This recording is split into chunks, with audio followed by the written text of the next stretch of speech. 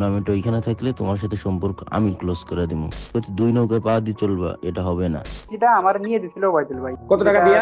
Price আহারে, ওবায়দুল ভাই অভিনয়ের জন্য সেরা রে। আসসালামু আলাইকুম গাইস, সবাই কেমন আছেন? আশা করি সবাই ভালো আছেন। গাইস ভিডিও টাইটেল এবং থাম্বনেল দেখে অলরেডি বুঝে গেছেন আজকের ভিডিওটা কি নিয়ে হতে চলেছে। ভাই ভিডিওর তো দুইজনেরই দেখলাম, কে আসল মির্জাফর, বাংলাদেশ টপ ওয়ান নাকি ওবায়দুল ভাই নাকি প্রান্ত দাদা। তো আমি কারো পক্ষ নিয়ে কথা বলতেছি না এবং কাউকে এখনই দোষী প্রমাণ করতেছি না এবং কাউকে এখনই মির্জাফর প্রমাণ করতেছি না। ফুল ভিডিওটা না দেখা পর্যন্ত কেউ এই ভিডিওতে উল্টা পাল্টা কমেন্ট করবেন না এবং ফুল ভিডিও দেখে আপনার মন্তব্যটা আমার ভিডিওতে কমেন্ট করে যাবেন।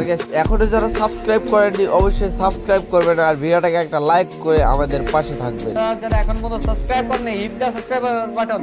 আরেকটা গাইস, আমাদের কিন্তু 1000 লাইক কমপ্লিট হয়নি। গাইস আমাদের কিন্তু 1000 লাইক কমপ্লিট হয়নি।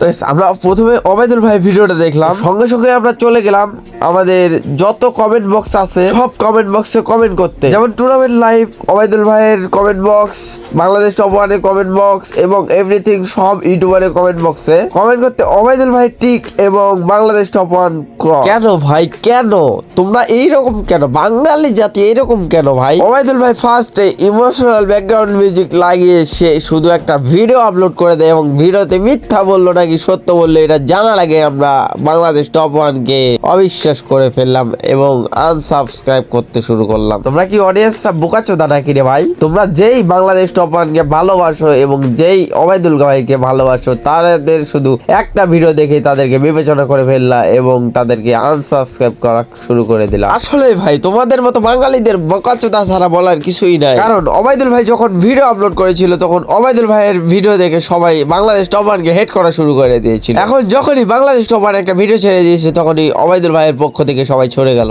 এবং পক্ষ নিয়ে নিল বাংলাদেশ টপ ওয়ানের। তার মানে আমি যা বুঝলাম, আবারও যখন ওবায়দুল ভাই একটা ভিডিও আপলোড করবে তখন ওই ভিডিওটা দেখে আবারও তোমরা বাংলাদেশ টপ ওয়ানকে এড করা শুরু করে দিবে। মানে ভাই বলার মতন কোনো ভাষা নাই। তোমাদের ব্যবহার এবং তোমাদের পাগলামি এবং তোমাদের বোকাচোদার মতন কাজকর্ম দেখে আমাদের মাথা নষ্ট হয়ে যায়। তো গাইস ভিডিওর মেইন টপিকে আসা যাক।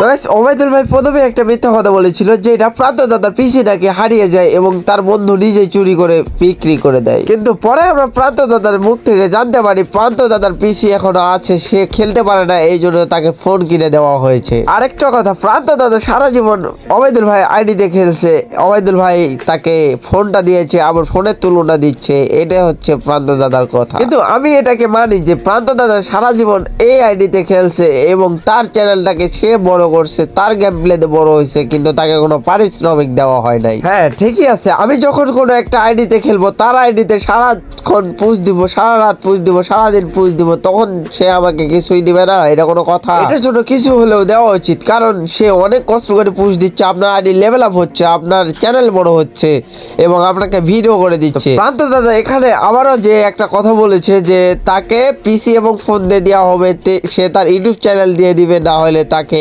পারিশ্রমিক 2 লাখ টাকা দিবে। তো এইটা ওবায়দুল ভাইয়ের গায়ে লাগবে 100%, কারণ ওবায়দুল ভাই তাকে এডিট শিখাইছে, থাম্বনেল বানানো শিখাইছে, ভিডিও এডিটিং শিখাইছে, ভিডিও আপলোড করা শিখাইছে, এ টু জেড সে শিখাই দিয়েছে। আবার এইটা বলারও কারণ আছে, কারণ ওবায়দুল ভাই বলেছিল তাকে ফোন কিনে দিয়েছে, তাকে পিসি কিনে দিয়েছে, এই দিন 10,000, ওই দিন 5,000, ওই দিন 2,000 এইভাবে টাকা দিয়েছে। এই টাকাগুলোর কোনো মূল্য দিতেছে না প্রান্ত দাদা। প্রান্ত দাদাকে এত কিছু আমি দিয়েছি, এখন এসে প্রান্ত দাদা আমাকে ভুলে যাচ্ছে এবং আমাকে দূরে সরিয়ে দিচ্ছে। এবং প্রান্ত দাদা এইটাই মিন করে বলেছে যে আমাকে কোনো পারিশ্রমিক দেওয়া হয় না, আমি তার আইডিতে গেছি, আমি তাকে ভিডিও করে দিয়েছি এবং সে তো আমাকে ভিডিও করার জন্যই দিয়েছে, কারণ আমার আগের ফোনে ভিডিও ভালো আসতো না এবং ফোন অনেক ল্যাগ দিত, আমি খেলতে পারতাম না। ওবায়দুল ভাই আমাকে স্বার্থের কারণে, স্বার্থের জন্য আমাকে ফোন কিনে দিয়েছে, মানে এইটা আর কি প্রান্ত দাদা বুঝাচ্ছে। আমরা 2 ভিডিও দেখে যা বুঝতে পারলাম, আপনারা কি বুঝেছেন আমি জানি না, বাট বাংলাদেশ টপ ওয়ান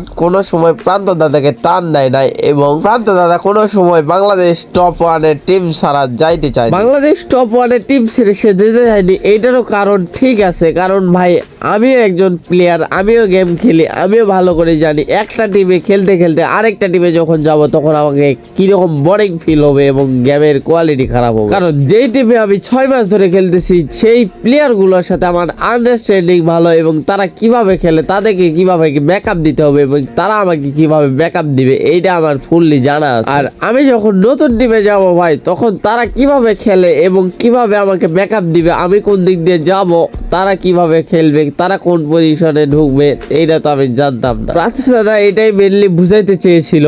আর ওবায়দুল ভাই বুঝাইতে চেয়েছে যে আমি ছোট থেকে বড় করলাম, আমি গেমে বাংলাদেশ টপ 1 স্কোয়াডে ঢুকাইলাম, আমি থাম্বনেল এডিট করা শিখাইলাম, আমি তোমার ভিডিও এডিট করা শিখাইলাম, আমি তোমার চ্যানেল খুলে দিলাম, চ্যানেলে প্রমোশন করলাম, তো তুমি কেন আমাকে ছাইরা আমার টিমে ছাড়া বাংলাদেশ টপ 1 এর টিমে খেলবা? তো গাইস মাত্র তো শুরু, আরো আমি জানি অনেক ভিডিও আসবে। তো গাইস নেক্সট পার্ট দেখার জন্য এবং নেক্সট তাদের ব্যাপারে কি হয় না হয় জানার জন্য আমার ভিডিওতে অবশ্যই নেক্সট পার্ট লিখে কমেন্ট করবেন এবং তাদের সাথে যদি লাইভে আমাকে দেখতে চান এবং তাদের দুইজনকে লাইভে মুখোমুখি করানো দেখতে চান তাহলে অবশ্যই চ্যানেলটাকে সাবস্ক্রাইব করে ভিডিওটাকে একটা লাইক করে অবশ্যই কমেন্টে নেক্সট পার্ট লিখে যাবেন।